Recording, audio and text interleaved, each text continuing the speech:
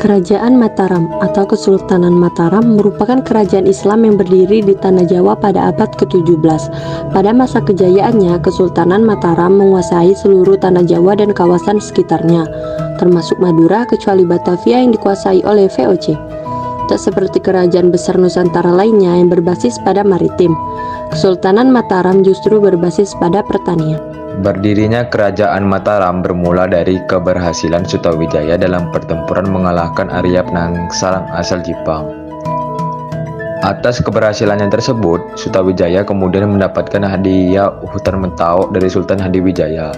Sebelum diberikan ke Sutawijaya, hutan Mentawai awalnya dipimpin oleh ayah Sutawijaya yakni Ki Ageng Pamanahan. Sepeninggal Ki Ageng Pamanahan, hutan Mentawai kemudian dipegang oleh Sutawijaya dengan gelar Panembahan Senopati. Wilayah pemerintahannya pada saat itu mewarisi wilayah Kerajaan Pajang atau sekitar kawasan Jawa Tengah saat ini. Pusat pemerintahan berada di Mentawai Timur Kota Yogyakarta dan Selatan Bandar Udara Adi Sucipto. Awalnya lokasi keraton terletak di kawasan Banguntapan, kemudian pindah ke Kota Gede. Setelah Sutawijaya meninggal dan dimakamkan di Kota Gede, kekuasaan diturunkan ke putranya Mas Jolang yang bergelar Prabu Hanyokroowati. Sayangnya pemerintahan Prabu Hanyokroowati tak berlangsung lama. Ia wafat setelah mengalami kecelakaan saat berburu di hutan Krapyak. Karena itulah beliau disebut Susunan Seda Krapyak, artinya raja yang wafat di Krapyak. Tahta kerajaan yang kemudian dialihkan sementara waktu ke tangan putra keempat Mas Jolang, Adipati Martopuro. Penyakit syaraf yang diderita Adipati Martopuro membuat tahta kerajaan harus dialihkan ke putra sulung Mas Jolang, yakni Mas Ransan Pada. Di masa pemerintahan Ransan inilah Mataram mengalami zaman keemasan. Kerajaan Mataram Islam berpusat di kawasan Kota Gede, Yogyakarta saat ini. Wilayah kekuasaan Kerajaan Mataram sebelum tahun 1613 mencakup wilayah Kerajaan Pajang atau Jawa Tengah. Kemudian di bawah pemerintahan Sultan Agung Hanyokrokusumo pada tahun 1613 sampai dengan tahun 1645, wilayah kekuasaan Mataram diperluas hingga mencakup kawasan Jawa Barat, sebagian Jawa Timur seperti Surabaya, Lasem, Pasuruan, Tuban, dan Madura. Raja pertama dari Kerajaan Mataram adalah Ki Ageng Pamanahan. Beliau merupakan pendiri Desa Mataram yang menjadi cikal bakal Kerajaan Mataram di tahun 1556. Desa Mataram ini awalnya berupa hutan yang bernama Alas Mentawai, kemudian dijadikan pemukiman penduduk.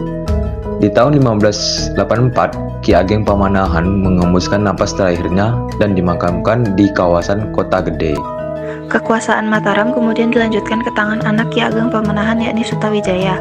Sutawijaya merupakan anak angkat dan menantu Sultan Kerajaan Pajang. Beliau juga menjadi senapati di Kerajaan Pajang yang kemudian bergelar Panembahan Senapati. Di bawah pemerintahan Panembahan Senapati, Kerajaan Mataram mengalami kebangkitan.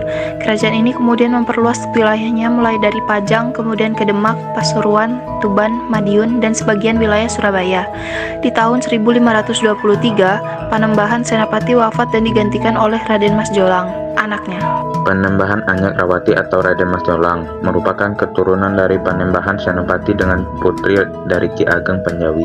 Ia memerintah mulai dari 1606 sampai 1613. Raden Mas Jolang mangkat pada 1613, tepatnya di Desa Krapyak, kemudian dimakamkan di Makam Agung Kota Gede.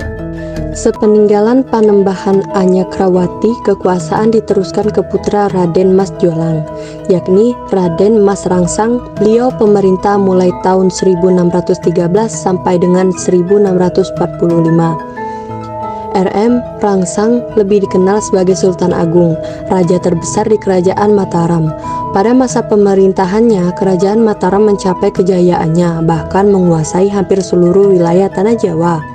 Sultan Agung tak hanya melakukan penaklukan wilayah, tapi juga gigih melawan VOC. Beliau wafat di tahun 1645 dan dimakamkan di Imogiri.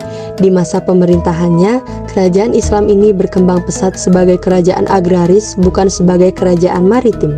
Setelah Sultan Agung mangkat, kekuasaan diturunkan ke putranya Sultan Amangkurat. Pada tahun 1647, Sultan Amangkurat memindahkan pusat kerajinan yang awalnya di Kota Gede ke Keraton Pleret. Sultan Amangkurat menjadi raja mulai dari 1638 sampai 1647. Tak seperti pendahulunya yang bersimpangan dengan VOC, Amangkurat I justru berteman dengan VOC. Hal ini memicu perpecahan pada kerajaan Mataram Islam. Amangkurat I wafat pada bulan Juli 1677. Amangkurat II merupakan pendiri Kasunan Kartasura yang menjadi kelanjutan Kesultanan Mataram.